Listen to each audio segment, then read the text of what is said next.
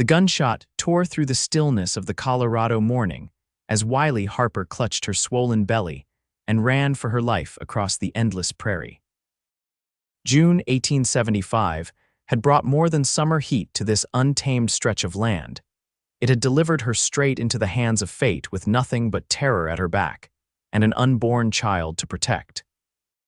Her breath came in ragged gasps, and the tall grass whipped against her skirts as she stumbled forward on legs that threatened to collapse beneath her. Daniel Dusty, Callahan's morning had begun like any other on his modest homestead just outside Sweetwater Springs. He'd been mending the fence line on the eastern edge of his property when he heard the shot. Rising from his work, he shielded his eyes against the blinding sunlight and scanned the horizon. At first, he saw nothing unusual, just the gentle rolling hills and swaying grasses that made up his little piece of heaven. Then, like a ghost materializing from the morning mist, he spotted her, a woman running wildly through his fields, her dress torn and dirty, her movements desperate and erratic. He watched as she stumbled, falling hard onto the unforgiving ground. Without thinking, Dusty dropped his tools and ran, his long legs carrying him swiftly across the distance between them. As he approached, he could see she was clutching her belly protectively, and his heart dropped at the realization that she was with child. "Madam," he called out, slowing his pace so as not to frighten her more than she already was. "Are you hurt?" Wylie's eyes widened with fear as the tall stranger approached. She tried to scramble backward, but pain shot through her ankle and she gasped, tears streaming down her dirt-streaked face. "Please," she whispered, "they'll kill me if they find me." Dusty knelt before her, keeping a respectful distance. His weathered face was framed by sandy hair that curled slightly at the edges of his collar, and his eyes, as blue as the Colorado sky, were filled with concern. "No one's going to hurt you here," he said firmly. "I'll carry you and your baby," the cowboy said to the woman who fell in his field. "My place is just over that rise. You'll be safe there." When she hesitated, he added softly, "I give you my word as a man who's never broken it." Something in his steady gaze made Wylie believe him. With no other choice and her strength failing, she nodded. Dusty carefully slipped one arm beneath her knees and the other around her shoulders, lifting her with a gentleness that belied his strength. She weighed almost nothing in his arms, though the precious cargo of her unborn child made him step with extra care over the uneven ground. "I'm Dusty Callahan," he said as he walked, hoping conversation might ease her fear. "This is my land you've stumbled onto." "Wylie," she managed to say between labored breaths. "Wylie Harper." "Well, Miss Harper, whoever you're running from, they won't find you at my place. It's not much to look at, but it's solid, and I've got a good rifle if it comes to that." Wylie closed her eyes, feeling the steady rhythm of his heartbeat against her cheek. For the first time in months, she allowed herself to exhale fully. Whatever happened next, for this brief moment, she was safe in a stranger's arms. Dusty's cabin came into view as they crested the small hill, a humble but well-maintained structure with smoke curling from the stone chimney. A small barn stood nearby, along with a corral where a few horses grazed peacefully. It wasn't grand by any measure, but to Wylie's exhausted eyes, it looked like salvation itself. As they approached the cabin door, a large brown and white dog bounded toward them, barking enthusiastically. "Hush, Tucker," Dusty commanded, and the dog immediately quieted, though his tail continued to wag furiously. "He's friendly," Dusty assured her. "Just curious about visitors. We don't get many out this way." Inside, the cabin was simple but tidy, a far cry from what Wylie had expected of a bachelor's quarters. A wooden table with 4 chairs occupied one corner near a cast iron stove. A rocking chair sat before the hearth, and a neatly made bed was positioned against the far wall. Dusty gently placed her on the edge of the bed and stepped back, suddenly aware of the impropriety of having a woman in his home. In all his 30 years, he'd never faced such a situation. "I'll fetch some water for you to wash up," he said, moving toward the door. "And I've got some stew from last night that can be heated." "Why are you helping me?" Wylie asked suddenly, her voice barely above a whisper. "You don't know me, I could be anyone." Dusty paused, his hand on the door frame. He turned back to her, his expression serious. My mother taught me that a person in need deserves help, no questions asked. The why of it can come later if you're willing to share." He smiled slightly. "Besides, Tucker likes you, and he's a better judge of character than most people I know." As if on cue, the dog padded over and rested his head on the bed beside Wylie's hand.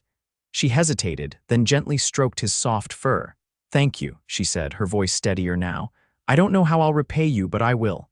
"Let's start by getting you fed and rested," Dusty replied. "Everything else can wait." As he stepped outside to draw water from the well, Dusty couldn't shake the feeling that his quiet life had just changed irrevocably. The woman sitting in his cabin carried more than just a child within her. She carried secrets, danger, and something else he couldn't quite name. Whatever it was, he knew with certainty that Wylie Harper needed him, and that was enough for now. The next few hours passed in a blur for Wylie. After washing her face and hands in the basin Dusty provided, she ate a bowl of the surprisingly flavorful venison stew. Her ankle, which Dusty had carefully wrapped after determining it was only sprained, throbbed dully, but it was nothing compared to the exhaustion that had settled into her bones. "You should rest," Dusty said, noticing her eyelids growing heavy. "You can take the bed. I'll sleep in the barn tonight." "I can't put you out of your home," Wylie protested weakly. "You're not putting me out. I sleep out there half the time anyway when the weather's fair." He smiled reassuringly. "It's no trouble at all." Before she could argue further, a sharp pain lanced through her abdomen, causing her to gasp and clutch her belly. Dusty was at her side in an instant, his face etched with concern. "The baby?" he asked, his voice tight. Wylie nodded, trying to breathe through the pain. "It's too early," she whispered, fear evident in her eyes. "It's not supposed to come for another month at least." Dusty ran a hand through his hair, thinking quickly. "I'm going to fetch Mrs. Bonner from the next homestead. She's helped with birthing before." "No," Wylie grabbed his arm, her fingers digging in with surprising strength. "Please, no one can know I'm here. They'll find me." "Who will find you, Wylie? Who are you running from?"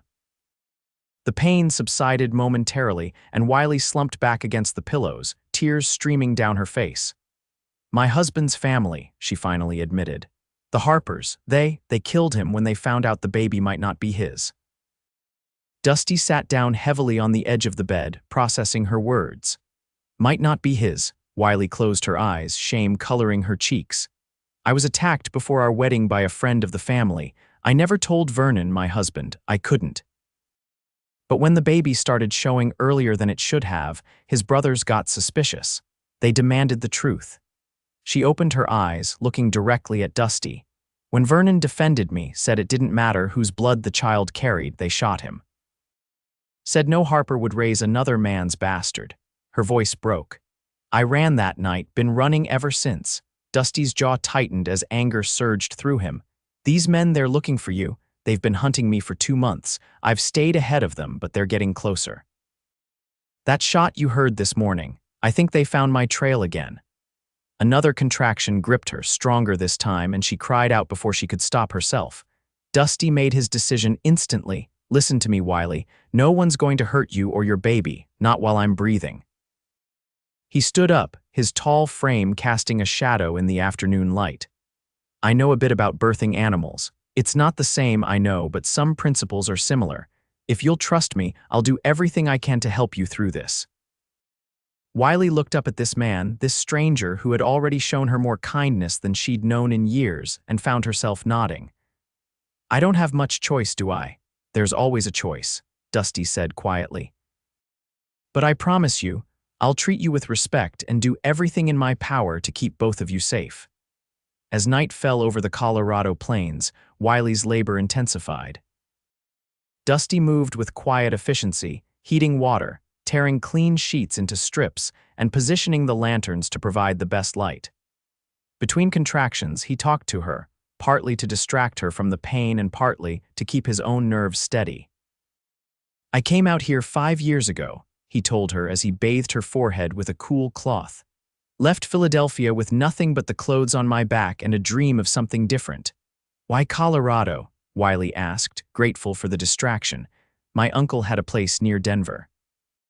Spent a summer with him when I was 16 and never forgot the way the mountains looked at sunrise." He smiled at the memory. When life in the city became unbearable after my parents died, this was the only place I could think to go. Another contraction took hold, and Wylie gripped his hand with surprising strength, her knuckles white. Dusty talked her through it, his voice steady despite his racing heart. "You're doing fine," he assured her when it passed. "Just fine." As midnight approached, the contractions came closer together. Dusty positioned himself at the foot of the bed, his sleeves rolled up and his expression concentrated. "I can see the baby's head," he said, his voice filled with awe. "Just a little more, Wylie, you're almost there." With one final, powerful push, Wylie brought her child into the world. The baby's cry filled the cabin, strong and indignant at being thrust so suddenly from its warm cocoon. "It's a girl," Dusty announced, his voice thick with emotion as he carefully cleaned the tiny, squirming infant. "A perfect little girl." He wrapped the baby in a soft blanket and placed her in Wylie's trembling arms. Watching mother and child together, something shifted in Dusty's heart, something profound and irreversible. In that moment, as Wylie gazed down at her daughter with a look of pure love, he knew he would do anything to protect them both. "She's beautiful," he whispered, perching carefully on the edge of the bed. Wylie looked up, her eyes filled with tears and wonder. "I never thought I'd get to see her," she admitted. "There were so many times I thought they'd catch me before. But they didn't," Dusty said firmly. "And now you both need to rest. Tomorrow will be soon enough to figure out what comes next." As Wylie drifted into an exhausted sleep, the baby nestled securely against her chest. Dusty stepped outside onto the porch. The night was clear, stars spread like diamonds across the velvet sky. Tucker padded out to join him, resting his head against Dusty's leg. "What have we gotten ourselves into, old boy?" Dusty murmured, scratching the dog's ears. But even as he asked the question, he knew the answer. Something told him that Wylie Harper and her daughter were meant to cross his path, that their arrival as chaotic and unexpected as it had been written in the stars long before any of them drew breath. With that thought warming him against the cool night air, Dusty settled into the rocking chair on the porch, his rifle across his knees. If the Harpers were out there, searching for Wylie and her child, they would have to go through him first. And Daniel Callahan was not a man who surrendered what he protected without a fight. Dawn broke over the plains, painting the sky in hues of pink and gold. Dusty had dozed intermittently throughout the night, always jerking awake at the slightest sound. Inside the cabin, he found Wylie already awake, nursing her daughter with a look of pure contentment on her face. "Good morning," he said softly, averting his eyes to give her privacy. "I'll just step outside while it's all right," Wylie said with a small smile. "Nothing you haven't already seen, considering you brought her into the world." Dusty's face flushed slightly, but he smiled back. "How are you feeling?" "Tired, sore, but better than I expected." She looked down at the nursing infant. "I've been thinking about what to name her. Any ideas?" Dusty busied himself at the stove, putting coffee on to boil. "I thought maybe Hope." Wylie stroked the baby's downy head. "Because that's what she gave me when I had none left." Dusty nodded, touched by the simplicity and truth of the name. "Hope it is then. A fine name for a brave little girl." As he prepared a simple breakfast of cornmeal mush sweetened with molasses, Dusty broached the subject that had occupied his thoughts through the night. "We need to talk about what happens next, Wylie. If the Harpers are as close as you think, staying here might not be safe for long." Wylie's arms tightened around Hope. "I know. I've put you in danger by coming here. I should leave as soon as I'm strong enough." "That's not what I meant," Dusty said firmly. "You're in no condition to travel, and even if you were, where would you go?" "No, what I'm saying is we need a plan to keep all of us safe right here." "All of us?" Wylie looked at him with surprise. "Yes, all of us. You, Hope, me, even Tucker over there." He nodded toward the dog, who was curled up beside the bed as if appointed the baby's personal guardian. "I've been thinking about it all night. The Harpers are looking for a woman traveling alone, right? A pregnant widow on the run." Wylie nodded slowly, not quite following his logic. "But what if you weren't alone? What if you weren't a widow, but a wife? What if that baby was born right here on this homestead, to a husband and wife who have been living here peacefully for years?" Realization dawned in Wylie's eyes. "You're suggesting we pretend to be married." I'm suggesting we give the Harpers no reason to think you're the woman they're looking for. Dusty set a steaming bowl of mush on the table and came to sit beside her on the bed. If anyone comes asking, "You're my wife, we've been married for a year." Hope is our daughter, born right here with no complications. Wylie stared at him, her mind racing. Why would you do this? Take on my troubles as your own? Dusty's gaze was steady, his voice quiet but firm. Because it's the right thing to do. Because that little girl deserves a chance at life without looking over her shoulder. And because. He paused, choosing his words carefully. Because I've been alone on this homestead for 5 years, and in one day, you've made it feel more like a home than it ever has. Tears welled in Wylie's eyes. You barely know me. I know enough, Dusty replied simply. I know you're brave and strong. I know you love your daughter fiercely. I know you've survived things that would break most people. He reached out hesitantly, then drew back without touching her. The rest, we can learn in time, if you're willing. Hope finished nursing, and Wylie adjusted her clothing before carefully shifting the baby to her shoulder to burp her. The domestic scene stirred something in Dusty's chest, a longing he hadn't even realized he carried. It won't be easy, Wylie said finally, pretending to be something we're not. Some parts won't be pretending at all, Dusty said. I'll protect you and Hope with my life. That's as real as it gets. After a moment of silence, Wylie nodded. All right, for Hope's sake, we'll try your plan. But I want to contribute, not be a burden. As soon as I'm healed enough, I'll help with chores, cooking, whatever needs doing. Deal, Dusty said, relief evident in his voice. Now let me get you that breakfast before it gets cold. As the days passed, they settled into an unexpectedly comfortable routine. Dusty tended to his livestock and fields during the day, always keeping his rifle within reach. Wylie regained her strength gradually, first moving around the cabin, then venturing onto the porch with Hope cradled in her arms. On her 5th day at the homestead, Dusty returned from checking his fences to find Wylie at the stove, stirring a pot of stew that filled the cabin with delicious aromas.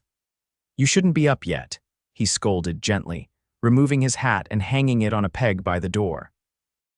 I was going crazy in that bed, Wylie replied. Besides, I wanted to do something useful. She glanced at Hope, sleeping peacefully in a wooden cradle that Dusty had fashioned for her. You've done so much for us. It's nothing compared to what you've been through. Dusty washed his hands in the basin, stealing glances at Wylie as she moved about his kitchen with natural grace.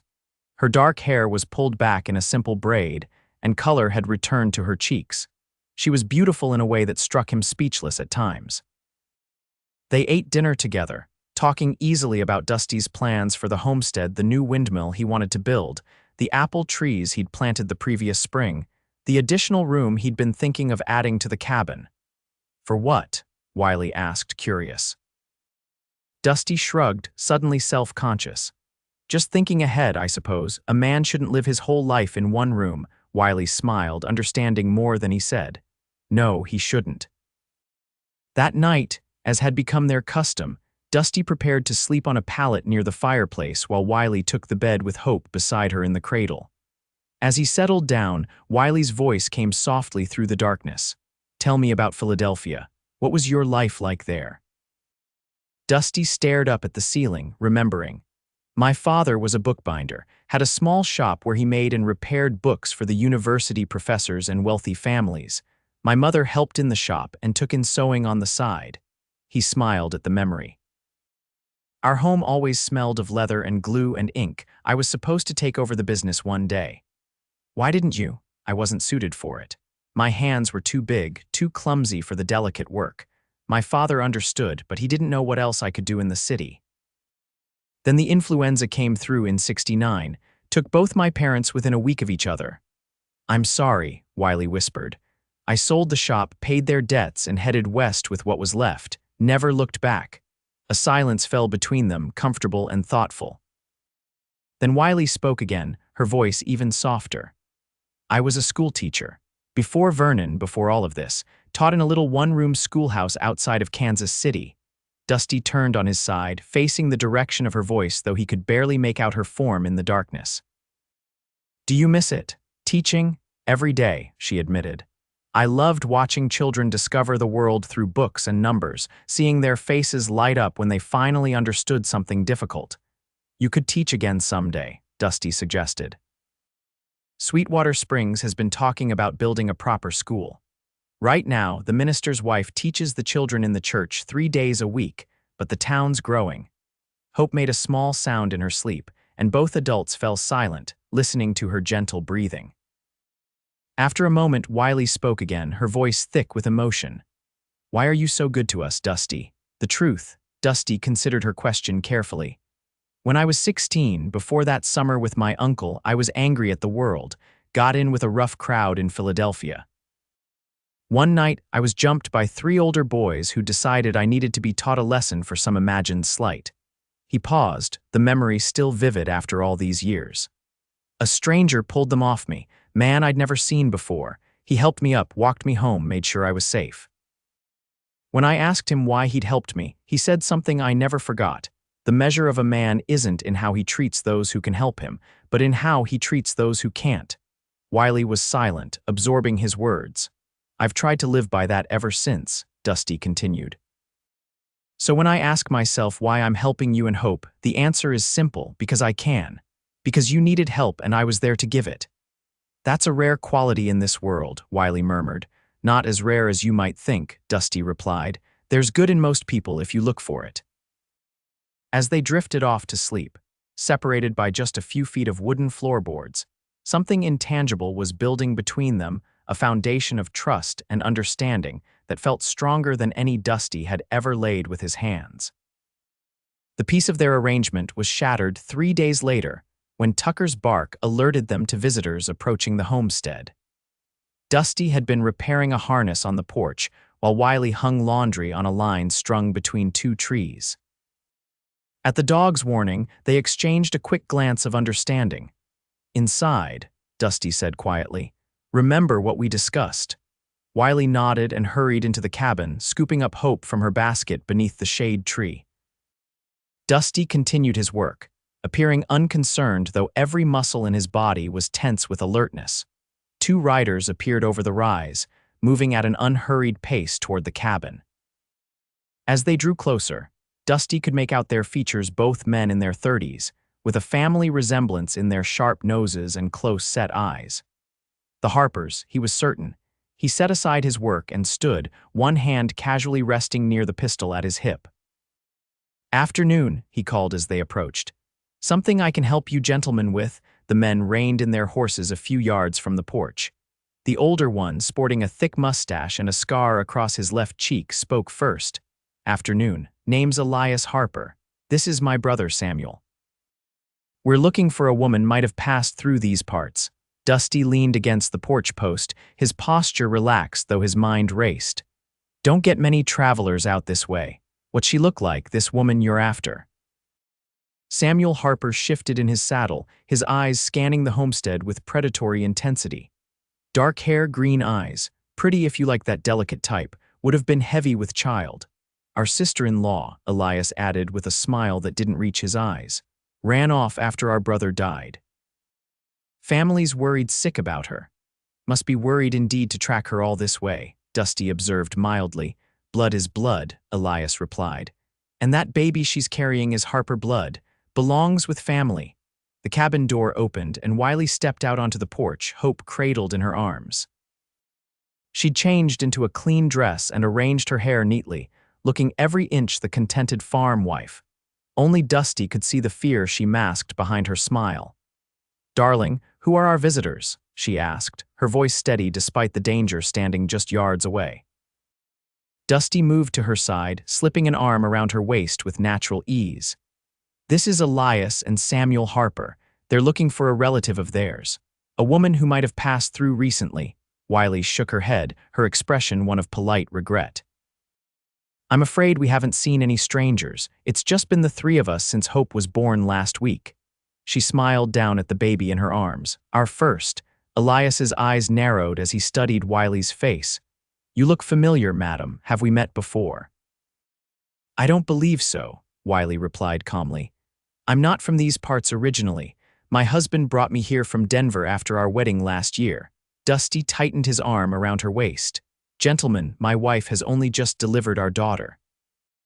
She should be resting, not standing out in this heat answering questions."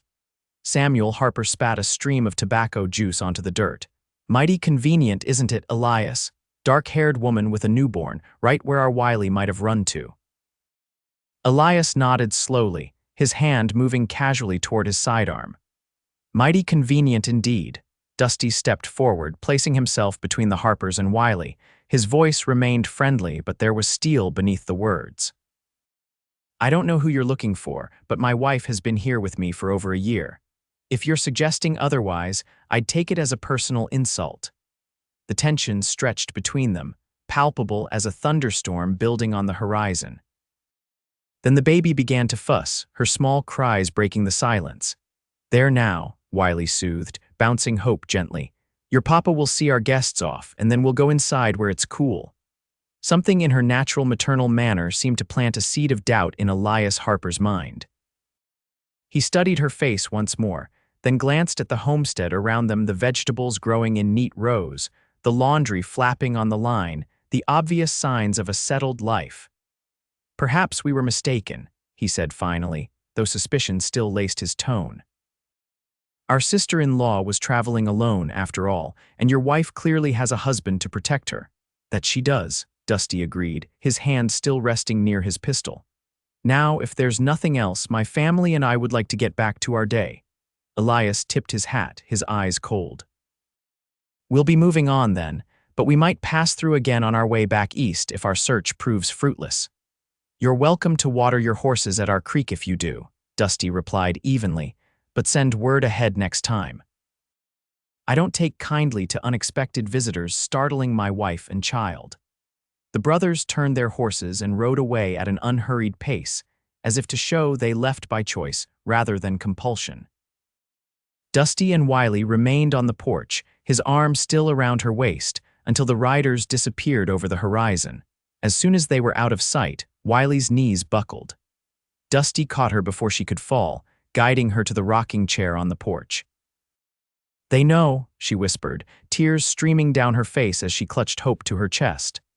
"Elias recognized me. I could see it in his eyes." "He suspected," Dusty corrected, kneeling before her, "but he wasn't sure enough to act on it. You were magnificent, Wylie."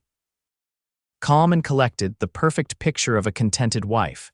"It won't fool them for long. They'll be back, and next time they'll come prepared." She looked at him with desperation. "We should leave, tonight. I've put you in terrible danger." Dusty took her free hand, his grip warm and reassuring. "We're not going anywhere. This is our home, and I meant what I said. I will protect you both." "You don't understand what they're capable of," Wylie argued. "They killed their own brother without hesitation. They won't think twice about killing a stranger who stands in their way." "They'd have to kill me first to get to you and Hope," Dusty said with quiet determination. "And I'm not easy to kill." He stood, his decision made. "We're going to ride into Sweetwater Springs tomorrow, see the minister." Wylie looked up at him, confusion evident on her face. "The minister? Why?" "Because if the Harpers come back, I want our story to be unquestionable." He took a deep breath, then asked the question that had been forming in his mind since the moment he first carried her across his field. "Wylie Harper, will you marry me? For real, not just pretend." Wylie stared at him, stunned into silence. "Dusty, you can't possibly." "I can, and I do," he interrupted. "I know it's sudden. I know we've only known each other a short time, but I also know that having you and Hope here has made me happier than I've been in years." He knelt before her again, his eyes earnest. "I'm not asking out of pity or just for protection. I'm asking because I want you both in my life, permanently." Hope squirmed in Wylie's arms, making small, contented noises. Wylie looked down at her daughter, then back at the man before her, this kind, brave man who had taken them in without question, and now offered them a future she'd stopped believing was possible. "What if?" She hesitated, voicing her deepest fear. "What if you come to resent us?" "Resent Hope for not being your blood," Dusty's expression softened. "Wylie, I held that little girl the moment she came into this world. I watched her take her first breath. Blood or not, she's already carved out a place in my heart that nothing could ever fill if she were gone." He smiled gently. "As for you, I think I started falling in love with you the moment I saw you running across my field, so fierce and determined to protect your child. Love. The word hung in the air between them, unexpected and yet somehow inevitable. Wylie studied his face, searching for any sign of uncertainty or falsehood, but found only sincerity and warmth in his blue eyes. Yes, she whispered finally, her voice gaining strength as she repeated, "Yes, I'll marry you, Dusty Callahan." His face broke into a radiant smile, and without thinking, he leaned forward and kissed her a gentle, questioning kiss that asked as much as it gave. When he pulled back, Wylie's eyes remained closed for a moment, her expression one of wonder. "I've wanted to do that since the first time I saw you smile," Dusty admitted. Wylie opened her eyes, a blush coloring her cheeks. "I think I've wanted you to, though I was afraid to admit it even to myself." They sat together on the porch as the sun began its descent toward the distant mountains, talking of practical matters, how to strengthen the homestead's defenses, what to tell the people in town, whether the minister would agree to perform the ceremony on such short notice. "Reverend Wilson is a good man," Dusty assured her. "Once he understands the situation, he'll help us." "You're going to tell him the truth?" Wylie asked, alarmed. "Not all of it, just enough that he understands the need for discretion and speed." Dusty squeezed her hand. "Trust me, Wylie. I won't let anything happen to you or Hope." As darkness fell over the Colorado plains, they moved inside, more attuned to each other than before. Something had shifted between them, the pretense falling away to reveal genuine feelings that had been growing since that first day.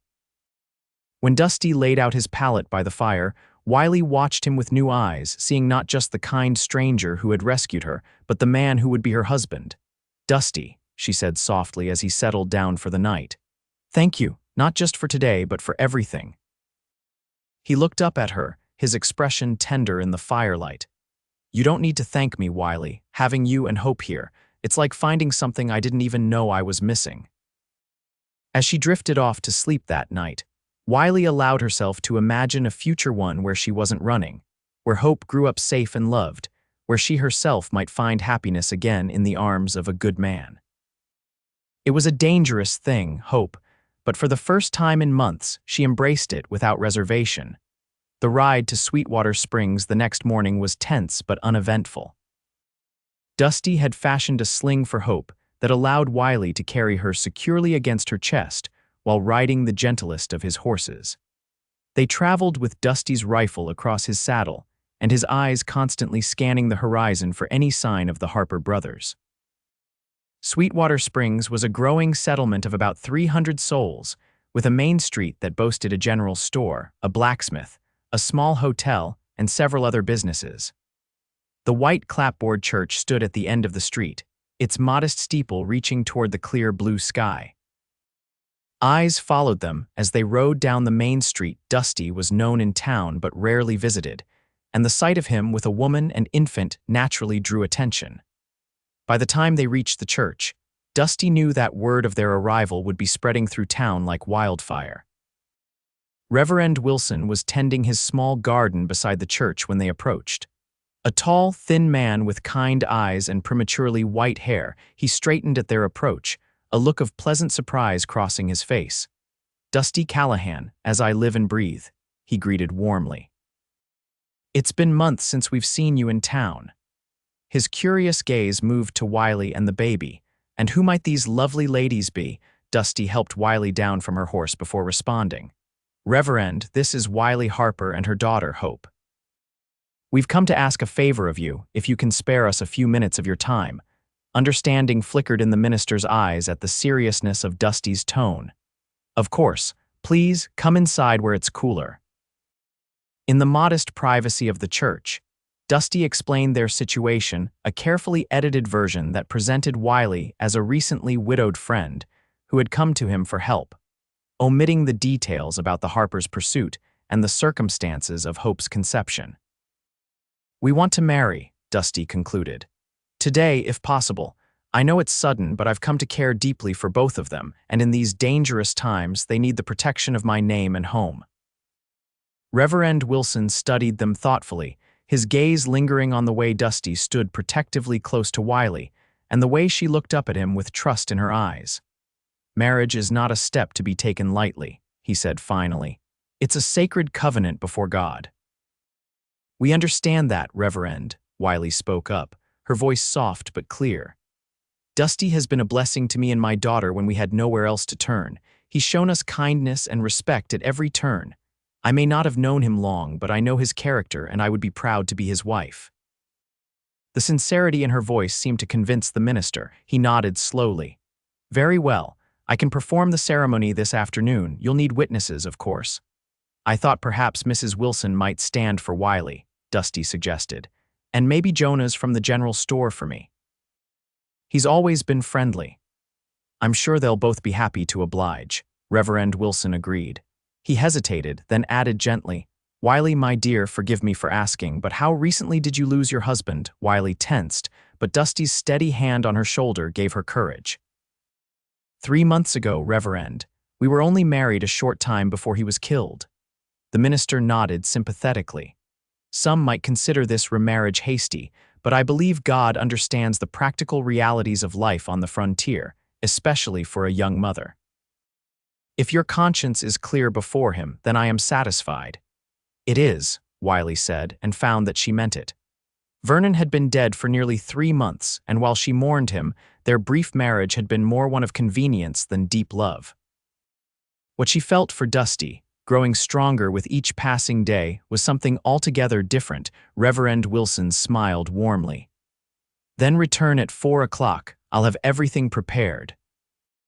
As they stepped back outside, blinking in the bright sunlight, a woman across the street pointed in their direction and whispered to her companion. Dusty sighed, recognizing the inevitable. Word travels fast in a small town, he murmured to Wylie. By sundown, everyone will know we're to be married. Is that a problem? Wylie asked, suddenly anxious. Dusty shook his head. No, it's actually better this way. The more people who see us as a legitimate couple, the safer you'll be. He smiled down at her. Besides, I'm proud to have people know you'll be my wife. They spent the next few hours taking care of necessary business in town, purchasing supplies at the general store, where Dusty introduced Wylie as his bride-to-be to a delighted Jonah's, visiting the dressmaker to procure a simple but pretty blue dress for the ceremony, and stopping at the small restaurant for a meal that neither of them tasted, their nerves too alert for enjoyment. Everywhere they went, curious eyes followed them, and whispers trailed in their wake. Some gazes were friendly and welcoming, others skeptical or even disapproving of the hasty union. Wylie felt each stare like a physical touch, wondering if one of these seemingly ordinary townspeople might be in contact with the Harpers, might send word that the object of their search had been found. Stop worrying, Dusty murmured as they left the restaurant. Most of these people are good folks who mind their own business, and after today, you'll be Mrs. Callahan, not Wylie Harper. It will make all the difference. At 4 o'clock, they returned to the church. Mrs. Wilson, a plump, cheerful woman with rosy cheeks and capable hands, was waiting to help Wylie prepare. She cooed over baby Hope, offering to hold her during the ceremony, and helped Wylie arrange her hair with a few sprigs of wildflowers. You look lovely, my dear, she assured Wylie, adjusting the simple dress they'd purchased earlier. And I've rarely seen a man look as smitten as your Mr. Callahan. This may be a quick courtship, but I've seen love bloom in stranger circumstances. Wylie blushed, touched by the woman's acceptance and kindness. Thank you for standing with me today. It means more than I can say. Nonsense, Mrs. Wilson replied briskly. Every bride deserves someone to fuss over her on her wedding day, no matter the circumstances. The ceremony itself was brief but deeply moving. Standing before Reverend Wilson in the empty church, with only Jonah's and Mrs. Wilson as witnesses and Hope sleeping peacefully in a basket nearby, Wylie and Dusty exchanged vows that carried more truth than either had expected when they set out that morning. I, Daniel James Callahan, take thee, Wylie Ann Harper, to be my lawfully wedded wife, Dusty said, his voice strong and sure as he held her hands in his. To have and to hold from this day forward, for better, for worse, for richer, for poorer, in sickness and in health, to love and to cherish, till death do us part. As Wylie repeated the sacred words, tears filled her eyes. This man, who had been a stranger to her just over a week ago, was now pledging his life to her and her daughter. The enormity of his gift overwhelmed her. "By the authority vested in me, I now pronounce you husband and wife," Reverend Wilson declared with evident satisfaction. "You may kiss your bride, Dusty." Their second kiss was different from the first, more certain, more passionate, filled with promise rather than question.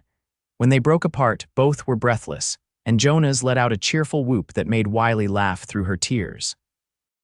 As they signed the marriage certificate, making legal what their hearts had already begun to acknowledge, Wylie felt a weight lift from her shoulders. She was no longer Wylie Harper, widow and fugitive. She was Wylie Callahan, wife and mother, with a home and a husband to stand beside her against whatever threats might come.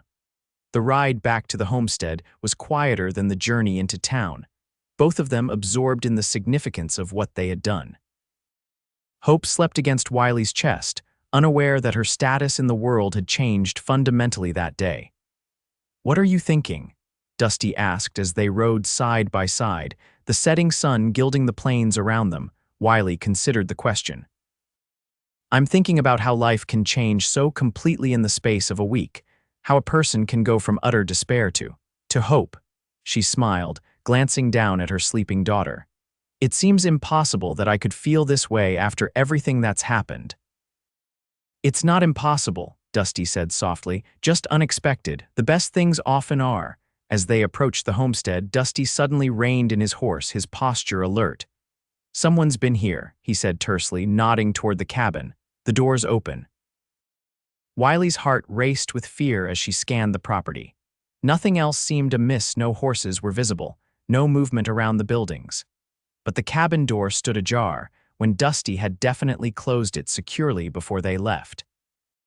"Stay here," he instructed, dismounting and drawing his rifle from its scabbard. "If you hear gunfire, ride back toward town as fast as you can." "Dusty, no, please, Wylie," he cut her off, his eyes intense. "I need to know you and Hope are safe." She nodded reluctantly, gathering the reins of both horses as Dusty approached the cabin with cautious steps. Tucker, who had been left behind to guard the property, was nowhere to be seen, which concerned Dusty more than the open door. The dog would never willingly abandon his post. Rifle at the ready, Dusty approached the cabin from an angle, using the corner of the structure for cover as he peered through the open door. The interior was dim in the fading light, but he could see that things had been disturbed. Chairs overturned, his trunk opened, items scattered across the floor. A low whine drew his attention to the side of the cabin. Tucker lay there, a gash on his head but otherwise apparently unharmed. The dog struggled to his feet when he saw Dusty, his tail wagging weakly. "Good boy," Dusty murmured, kneeling to check the dog's injury. "What happened here, Tucker?" After determining that the dog's wound was superficial, Dusty completed his inspection of the cabin and surrounding buildings. The intruders, he was certain there had been more than one, had searched the place thoroughly, but appeared to have taken nothing of value. They had been looking for evidence, he realized, proof that Wylie was the woman they sought. When he was certain no one remained on the property, he waved to Wylie, who rode forward with visible relief. "It's safe," he called. "They're gone." As she dismounted carefully, mindful of Hope in her sling, Wylie surveyed the disturbed homestead with growing alarm. "The Harpers." "Almost certainly," Dusty agreed grimly. "They must have come straight here after leaving us yesterday, looking for proof of your identity, I'd guess. Did they find anything?" Wylie asked, fear evident in her voice. Dusty shook his head. "There was nothing to find." "You arrived with nothing but the clothes you wore." He put an arm around her shoulders, guiding her toward the cabin. "Come on, let's get inside and set things right. We can talk about what this means once Hope is settled." Together they restored order to the cabin, righting furniture and returning scattered items to their proper places. Wylie tended to Tucker's wound while Dusty secured the doors and windows more thoroughly than before. When Hope awakened hungry, Wylie nursed her in the rocking chair while Dusty prepared a simple supper, the domestic scene at odds with the tension that hung in the air. After they had eaten and Hope was sleeping peacefully in her cradle, Dusty finally broached the subject they had been avoiding. "They'll be back," he said quietly, sitting beside Wylie at the table. "Not today, maybe not tomorrow, but soon, and they'll bring more men next time." Wylie nodded, her face pale but resolute. "I know. I've put you in terrible danger, Dusty. I'm so sorry." "Don't apologize," he said firmly, taking her hand. "You're my wife now, and Hope is my daughter in every way that matters. Your danger is my danger, and we'll face it together." "What can we do?" Wylie asked, her fingers tightening around his. "They won't stop looking, not as long as they believe Hope might be Vernon's child." Dusty was silent for a moment, considering their options. "We could leave," he said finally. "Sell the homestead, take what we can carry, and start fresh somewhere the Harpers would never think to look. California, maybe, or up to Oregon territory." The suggestion hung between them, full of both promise and loss. Wylie looked around the cabin that had become her sanctuary, thinking of all that Dusty had built here with his own hands. "You love this place," she said softly. "I can't ask you to give it up for us." "I love you and Hope more," Dusty replied without hesitation, the words falling naturally from his lips. Then, realizing what he had said, he added quickly, "I mean, I'm coming to love you both, what I feel. It's growing stronger every day." Wylie's eyes glistened with unshed tears. "I feel it too," she admitted. "This past week, watching you with Hope, seeing your gentleness and strength, I never expected to find someone like you, Dusty. Never thought I could feel this way again."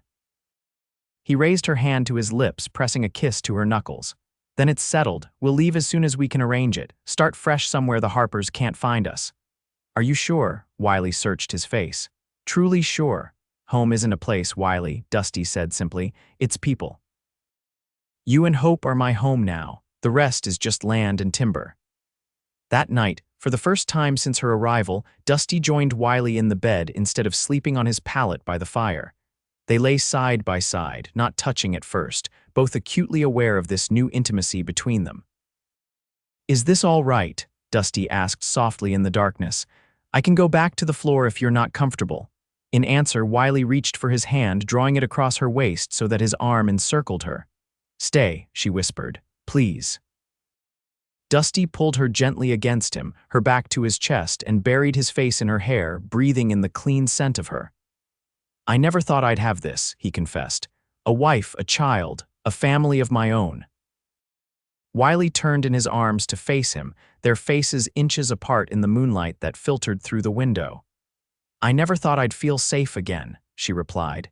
"You've given me that, Dusty, given Hope a chance at a normal life." "I'll always keep you both safe," he promised, his voice fervent in the darkness. "Whatever it takes." When his lips found hers, there was no hesitation, no uncertainty, only the natural progression of feelings that had been building since the moment he first held her in his arms. Their kisses deepened, hands exploring with gentle curiosity, learning each other's bodies with reverent care. "Are you sure?" Dusty whispered against her neck, his body responding to her closeness but his mind concerned for her recent childbirth. "It might be too soon." "I'm sure," Wylie breathed, her fingers threading through his hair to draw him closer. "I want to be your wife in every way, Dusty Callahan."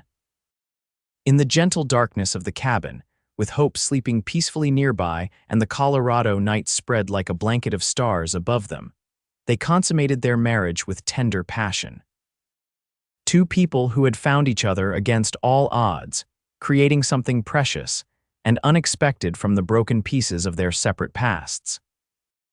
Afterward, as Wylie drifted toward sleep in the circle of his arms, Dusty held her close, marveling at the twist of fate that had brought her running across his field just over a week ago. Whatever challenges lay ahead the Harpers, the difficult journey to a new home, the uncertainties of starting over, he would face them gladly, knowing what waited on the other side was worth any struggle. "I love you," he whispered against her hair, thinking she was already asleep. "Both of you." Wylie's hand tightened around his. "We love you too," she murmured drowsily. "More than you know." As dawn broke over the homestead, they began planning their departure in earnest. Dusty rode into town to speak with Jonas at the general store, who agreed to post notices about the sale of the property and livestock. They would keep only what they could pack into a wagon: clothes, essential tools, personal items, and enough provisions for the journey west. California seems the best choice, Dusty explained as they sorted through belongings, deciding what to take and what to leave behind. It's far enough that the Harpers would have difficulty tracking us, and there are opportunities there for a man who isn't afraid of hard work. What about Oregon? Wylie suggested, folding a quilt her mother had made for her wedding to Vernon, one of the few possessions she'd managed to take when she fled. I've heard the land is beautiful, and there's a need for teachers in the new settlements. Dusty smiled, liking the idea of Wylie returning to the profession she loved. Oregon it is, then. We can follow the Oregon Trail most of the way. It won't be an easy journey with a baby, but many families have done it. Over the next week, they prepared methodically for their departure. Dusty repaired and reinforced the wagon, while Wylie preserved food for the journey and sewed new clothes for all of them. They worked side by side during the day and slept in each other's arms at night, their bond growing stronger with each passing hour. Hope thrived under their care, gaining weight and developing distinct preferences and personality traits that delighted both adults. She had Wylie's green eyes and a tuft of dark hair that Dusty loved to stroke as he held her. To his ongoing amazement, she seemed to recognize him, turning toward his voice and settling contentedly in his arms. "She knows you're her father," Wylie observed one evening as she watched them together. "Blood doesn't matter. She knows who loves her." Dusty's throat tightened with emotion. "I do love her," he admitted. "As much as if she were my own flesh and blood." Their preparations were nearly complete when Tucker's warning bark alerted them to visitors approaching the homestead once again. This time, however, it was not the Harper brothers but Jonas from the general store, driving a wagon with his teenage son beside him. "Afternoon, Dusty, Mrs. Callahan," Jonas called cheerfully as he approached. "Brought someone who's interested in your property. Man named Fletcher from over Pueblo Way. Says he's looking for an established homestead for his son who's getting married next month." Behind Jonas's wagon rode a middle-aged man with a weathered face and honest eyes. He nodded respectfully to Dusty and Wylie as he dismounted. "Thomas Fletcher," he introduced himself, extending a hand to Dusty. "Jonas tells me you're looking to sell up and head west. If it's not too much trouble, I'd like to have a look around." Dusty exchanged a glance with Wylie, who nodded encouragingly. "Of course, Mr. Fletcher. Happy to show you what we've built here." For the next hour, Dusty guided Fletcher around the property, explaining the improvements he'd made, the quality of the soil, the reliable water source, and the various outbuildings.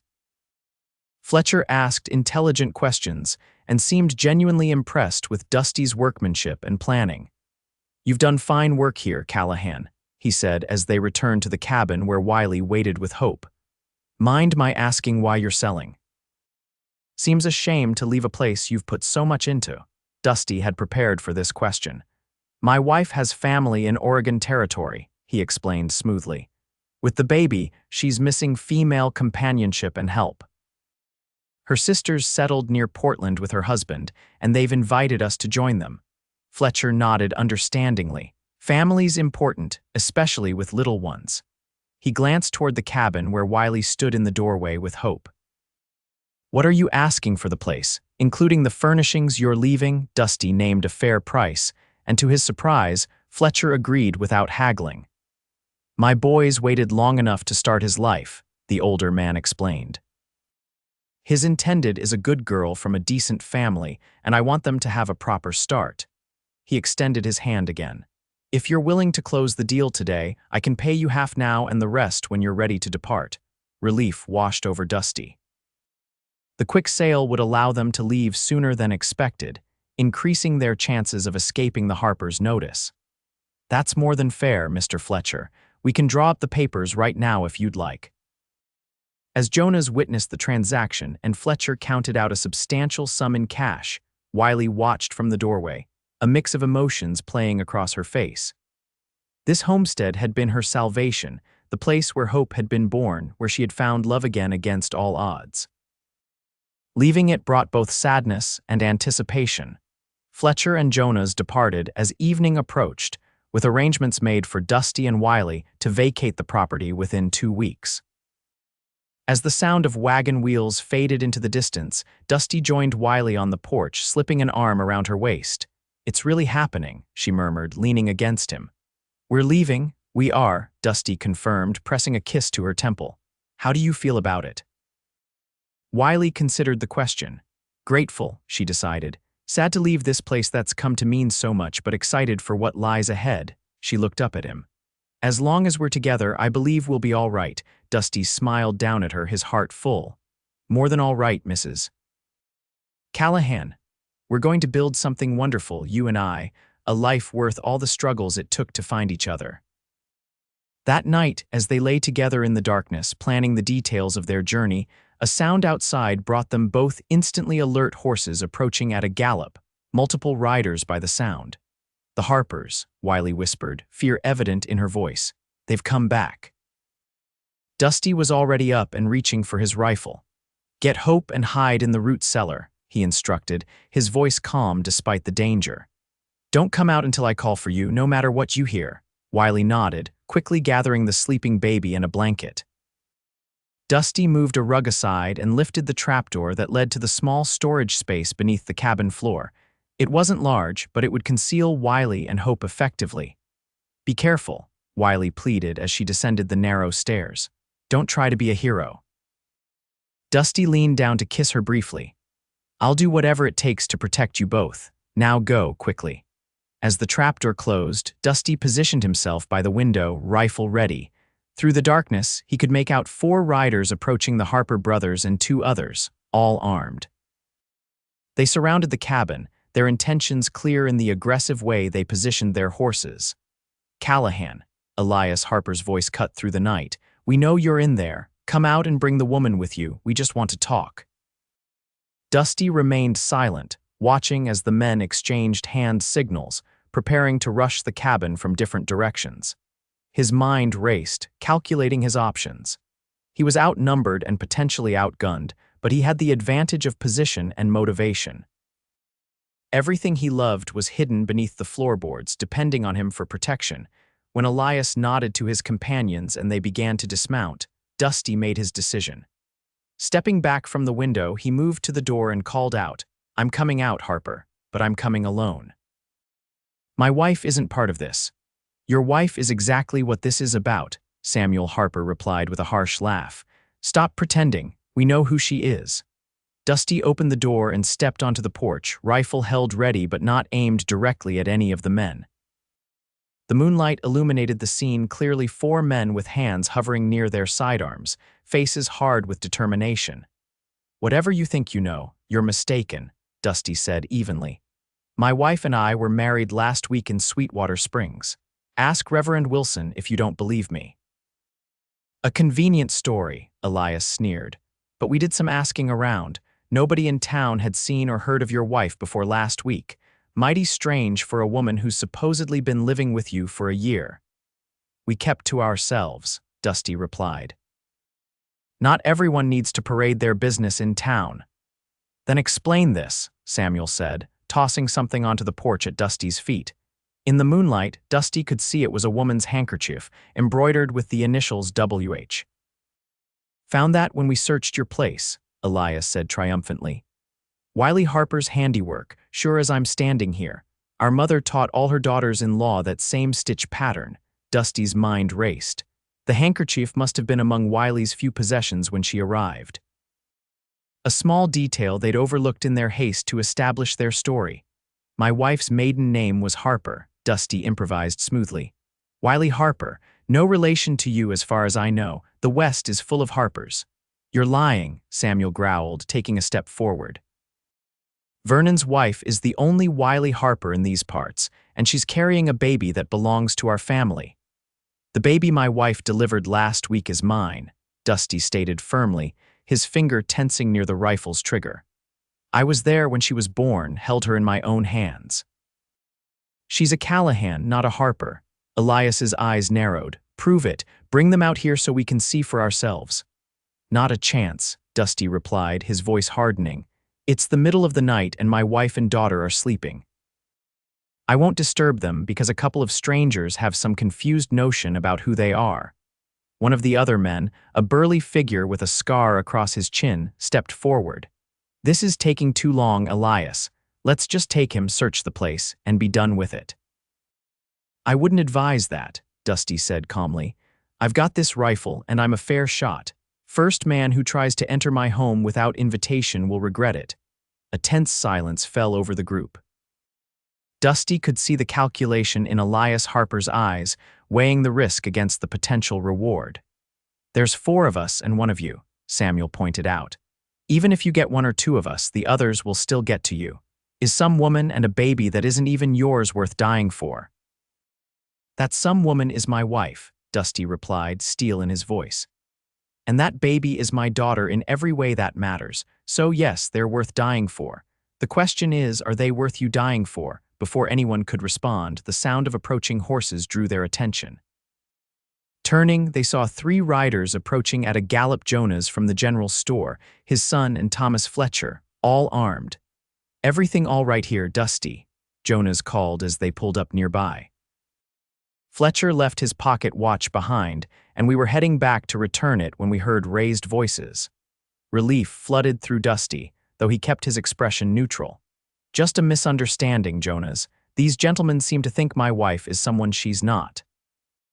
Fletcher dismounted, his weathered face serious as he assessed the situation. "That's so.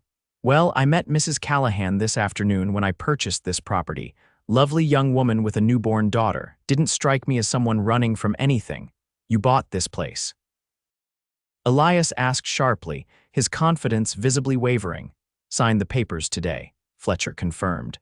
"Callahan and his family are heading to Oregon in a few weeks to join her sister." The additional witnesses and the unexpected news of the property sale clearly threw the Harpers off balance. The story of Wylie and Dusty as a long-established couple planning a move to be near family lent credibility to their claims. "Might be we made a mistake," Elias said finally, though suspicion still laced his tone. "The woman we're looking for disappeared near Kansas City 3 months back. If your wife delivered just last week, then she can't be who you're looking for," Dusty finished for him. "Now, I'd appreciate it if you'd move on. You've disturbed my family enough for one night." The confrontation hung in the balance for a tense moment. Then Elias nodded curtly to his companions. "We'll go, but we might be back if we hear anything that changes our minds." "I wouldn't recommend it," Fletcher said mildly, but there was steel beneath his friendly tone. "Folks around here look after their own. And the Callahans are neighbors now, even if they're leaving soon." The implied threat wasn't lost on the Harpers.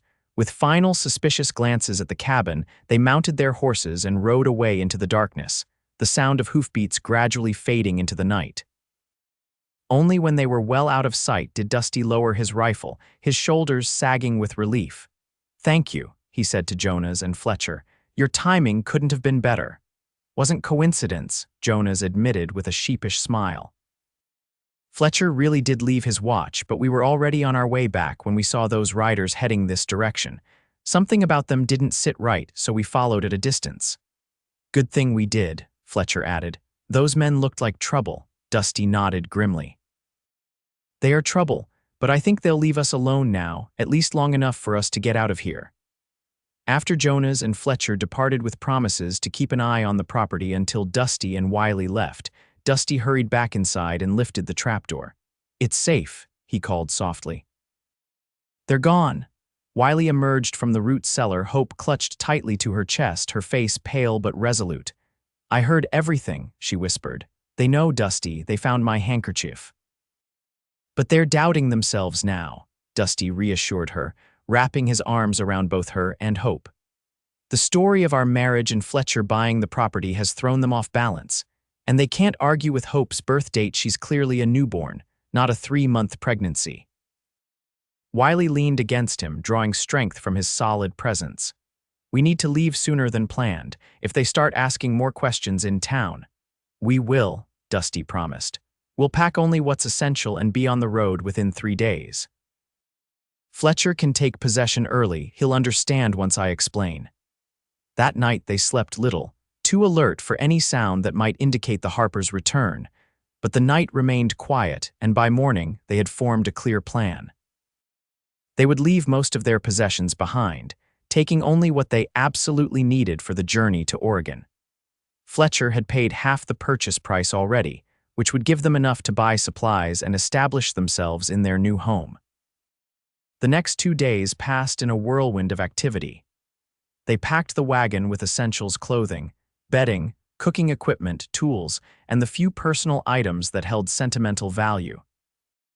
Dusty constructed a secure cradle that could be mounted in the wagon for Hope, designed to absorb the jolts and bumps of the journey. On the morning of the 3rd day, as they prepared for their final departure, Dusty took a moment to stand alone on the porch, looking out over the land he had worked so hard to tame. The fields he had plowed, the fences he had built, the trees he had planted, all would now belong to someone else. Yet as he turned back to see Wylie inside, singing softly to Hope as she packed the last of their food supplies, he felt no regret. Home, he had told her, wasn't a place but people, and his people were ready to begin a new chapter. "Are you ready?" Wylie asked, coming to stand beside him with Hope in her arms. Dusty smiled down at them, his family, still a miracle to him even after these weeks together. "More than ready," he replied, pressing a kiss to her forehead. "Our future is waiting, Mrs. Callahan." They departed at mid-morning, the wagon loaded, Tucker trotting alongside, and Dusty's 2 best horses harnessed to pull them toward a new life. As the homestead receded behind them, Wylie reached over to squeeze Dusty's hand where it rested on the reins. "Thank you," she said simply, her voice thick with emotion. "For everything." Dusty returned the pressure of her fingers, his heart full. "No, Wylie, thank you for running across my field that day, for bringing Hope into my life. For making me the happiest man in Colorado Territory or Oregon Territory, as the case may soon be." The journey west was arduous, but filled with moments of unexpected joy. They joined a wagon train in Denver, finding safety in numbers and companionship among the other families heading for new beginnings. Wylie's strength and resilience impressed Dusty daily as she cared for Hope, helped with camp duties, and faced each challenge with determination. The other travelers accepted them without question as a young family seeking opportunity, and Wylie found particular friendship with a schoolteacher and her husband who were also bound for Portland. As they crossed the plains and mountains, following the well-traveled Oregon Trail, Dusty and Wylie's bond deepened. Each hardship overcome, each beautiful vista shared, each quiet evening by the campfire with Hope sleeping between them strengthened the love that had begun so unexpectedly on a Colorado homestead. By the time they reached the lush Willamette Valley in October 1875, Hope was 4 months old and thriving, with Wylie's green eyes and a personality that charmed everyone she met. The valley's rich soil and abundant rainfall promised agricultural prosperity, while the growing settlements offered opportunities for Wylie to eventually return to teaching. They purchased a modest property near the small town of Hope Valley, a name that seemed like a sign from Providence itself. The land included a small cabin that could be expanded as their family grew, fertile fields for farming, and a creek that reminded Dusty of the one on his Colorado homestead. As they stood together on their new porch that first evening, Hope sleeping peacefully in the cradle Dusty had built, Wylie leaned against her husband's strong shoulder and gazed out at the mountains that surrounded their valley. "Are you happy?" Dusty asked softly, his arm around her waist. Wylie looked up at him, her eyes shining with contentment. "Happier than I ever thought possible," she replied honestly. "When I ran across your field that day, I was running from death. I never imagined I was running toward life, toward love." Dusty pulled her closer, marveling at the journey that had brought them to this moment. "When I said I'd carry you and your baby, I had no idea I was making the best decision of my life," he admitted. "I thought I was just helping someone in need. I didn't know I was finding my heart." As twilight deepened into night over their new home, Dusty and Wylie Callahan stood wrapped in each other's arms, secure in the knowledge that whatever challenges lay ahead, they would face them together, a family forged not by blood but by choice, by courage, and by a love that had bloomed against all odds in the wild and beautiful West. Hope Valley grew along with little Hope over the next 2 years. By the spring of 1877, the community had built a proper schoolhouse, and Wylie was appointed as teacher, with Hope toddling among the older children during lessons, beloved by all. Dusty's farm prospered under his careful management, his knowledge of agriculture expanding to include the different climate and crops of Oregon. On Hope's second birthday, as friends and neighbors gathered to celebrate in the yard of their now expanded home, Wylie shared the news that their family would grow again. By winter she was expecting their child. Dusty's joy was boundless, his love for Wylie and Hope deepening with each passing day. "Did you ever imagine this?" Wylie asked that night as they sat on their porch watching the sunset, Hope asleep inside after her exciting day. "When you first saw me running across your field," Dusty shook his head, drawing her close against his side. "Never. But I'm thankful every day that I was there to catch you when you fell. And carry us," Wylie added softly, placing his hand over her still flat stomach where their child grew. "You've been carrying us ever since." "And I always will," Dusty promised, sealing his words with a kiss as twilight descended on the peaceful valley they now called home.